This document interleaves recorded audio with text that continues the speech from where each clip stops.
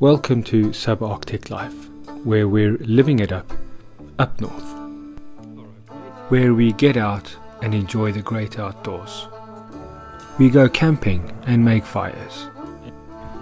There's time to take the canoes out, or just watch the water. There's time for work, and there's time for play.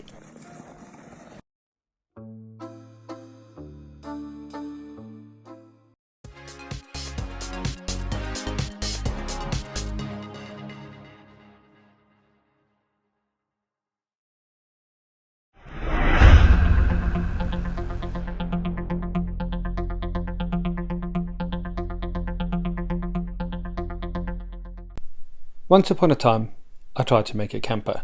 It was an idea, a concept if you will. There have been better, there have been worse. This was what it was. But it was okay. Hannah liked the kitchen. I liked what Hannah did in the kitchen. I yearn for the open road, and I think that's contagious. It's infectious. Even Hannah enjoys a nice good old road trip. We want to do things like this, in a concept like this, in places like that. Don't get me wrong, I love our tents and we love sleeping in them, but sometimes you want just a little bit more. My T3 allows us to go paddling and to go camping and to do all the things we really like to do. We can have friends along or just go ourselves and have some fun together. But up here in the north, the weather gets cold rather fast, and the cold turns to snow. And if you stay in one place long enough, you end up having to be dug out. So, we had the idea of building a pod, an emergency pod, a camper pod, a bug out pod, call it what you like, but a kind of a pod on the back of the van. She's big enough, she's wide enough, she's ugly enough. I think she might just be able to be good enough. Let's not talk about the engine, because she ain't going anywhere. When rule of thumb just ain't good enough, we get my friend Lars to come and give us a hand. We replaced all the steering, the whole shebang. New steering went in, new ball joints, upper and lower, new anti-roll bars and bushings, new other things and other bushings. If it had rubber in it, we replaced it. The brakes, calipers, discs, shoes, everything. It all looks nice and new. My van Louis got a new fuel tank and all the begubbins that go with it, including fuel lines, filters, breathers, you name it. It's all in.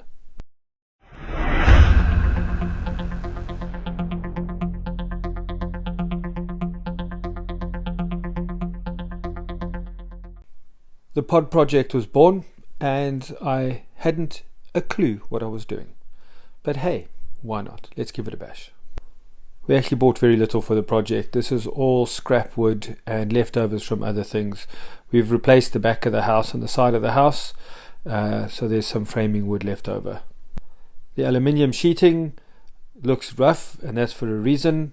The previous owners of the farm left insulation panels to rot, and I pulled the aluminium off. I then took a shovel and scraped off the rest of the inner insulation, and that left me with some really nice aluminium sheeting to bang and bash. I used tin snips and I had an electric cordless screwdriver, and that's it, literally. Tin snips to try and cut the metal, and then a hammer to knock it and around the corners and flatten it. Ugly as hell, but I tell you what, it's not going anywhere. It's beginning to become clear that this is going to be quite a heavy thing, and well, we'll see how it goes. Hey babes, right, your kitchen's coming on nicely. I actually love this wood. I know it's a bit heavier than the plywood, but I do love it. The deck's in. This is, oh, let me just step back. This is the foot box with the fuel tanks on top.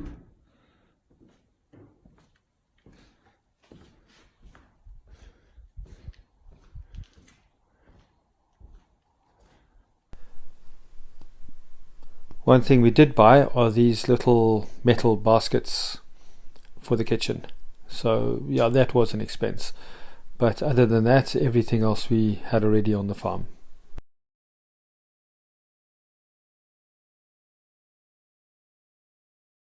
There we go.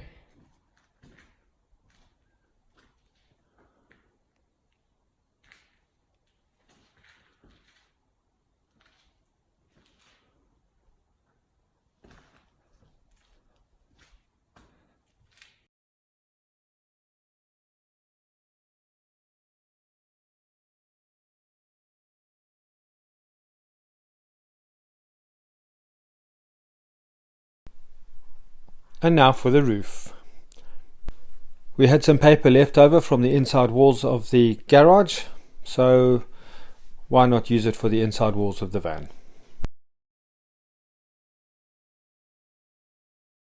I built two doors that would be hinged at the top and that needed to be insulated. They deliberately don't fit into the hole that the door would normally fit into. They completely overlap to create an insulation seal. No, I'm not building a spacecraft, it's just the insulation cover for the door. They're certainly not the lightest doors ever built, that's for sure. A few well-placed screws to hold things together and a couple of leftover pieces of wood on the corners to make it look pretty. Well, prettier. We tore out the sauna in the guest house and I have reused the wood for the inside cover of the pod. So all of this wood, the tongue and groove anyway, came from inside a sauna. It has been well and truly treated. Every self-respecting survival pod needs to have a shelf to put things on. So I built one. Okay, so by now it should be fairly obvious that I am absolutely not a carpenter, not in the wildest imaginings of even the craziest person. However, I was getting into the swing of things and I was learning as I went. Yes, I know these bed slats could probably survive the apocalypse, but they are what we had and that's what I used. You certainly wouldn't break these in a hurry, that's for sure. Seriously, you couldn't break these in a hurry. Another door, almost ready. A base cover for an old bed that I threw onto the burn pile came in quite handy. Obviously this is not the final mattress, this is just whatever I could grab in the house to build it up, to get an idea of what it would be like to lie in the thing. And so I raided the spare mattress department in the house. A printed cotton sheet from the Indian market and a cheap duvet underneath it to create a slightly padded headboard, which also adds to the insulation a little bit and gives it a nice feel. Beginning to think of what I want to do at the foot end. I used some leftover plastic from the garage build for the roof. So that's your first line of defense. Obviously there's going to be a proper roof put on top, but I think a sheet of plastic is not a bad way to go. And again, we're going to have to cut a hole for a vent at some stage in the future. Really not sure what to do here. I have absolutely no experience in this kind of thing, so ideas come and ideas go. As this whole build was literally built on the back of the van, I didn't take it off, build it and then put it on. This literally was built on the van. You can only go so far before you have to move it, and I was getting to the point where I would have to move it.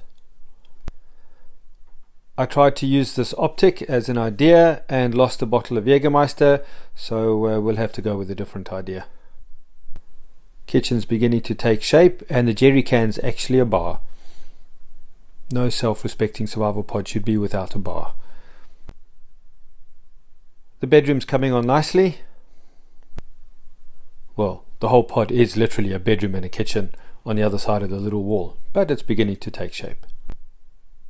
No self-respecting survival pod should be without hooks to hang things on, like jackets and gloves and tissues and face masks and that sort of thing, and it's beginning to take shape. Do you remember that lamp you saw hanging a little earlier? Well, now it's lost its base and now it's hanging upside down, and I think it works. The LED lights are in and it's beginning to kind of get a homely-ish feel to it now. I'm beginning to think it's about time to go and buy some hinges so that we can hang these doors. I suppose you're wondering what on earth is that hanging in the front of the doorway.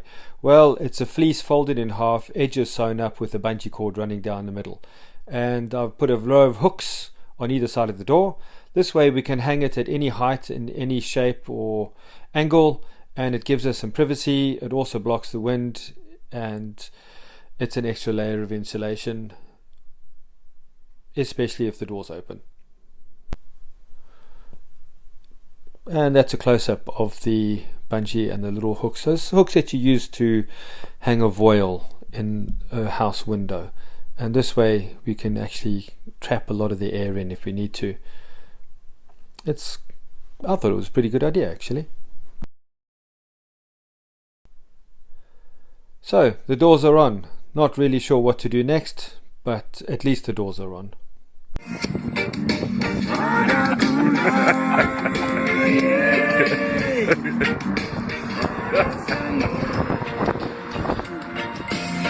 Indonesia reggae almost berlian.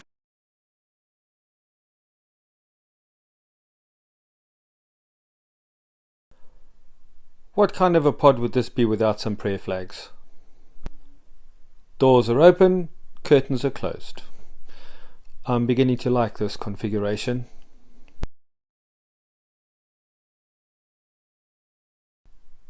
A temporary solution to keep the bottom swing door in the horizontal position. We will have to do something permanent like a chain, but we'll need something to stand on, put our feet on when we put our shoes on while we're sitting in bed, and I think this will do quite nicely.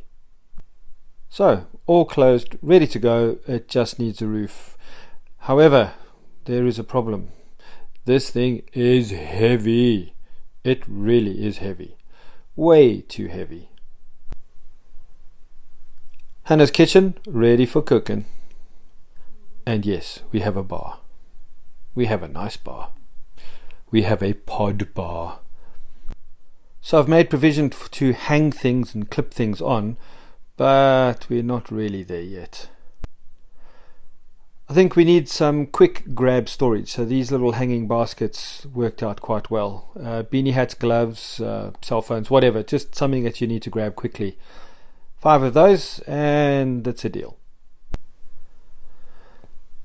I think I need new suspension. I can actually hear my van groaning from here.